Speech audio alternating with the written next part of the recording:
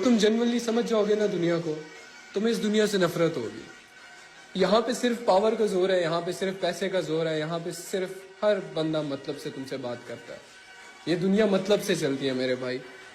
That's a harsh fact. एक गरीब, एक कमजोर शख्स को कोई मुंह नहीं लगाता।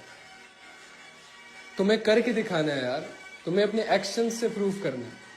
You can simply change your life in seconds. अपनी जिंदगी बदल सकते हो तुम, and you not doing anything.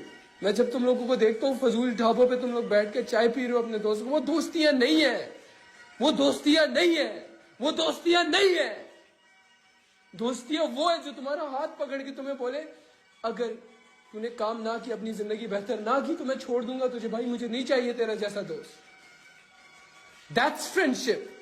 दोस्ती वो नहीं है लड़ाई में आना, ये दोस्तियां नहीं है।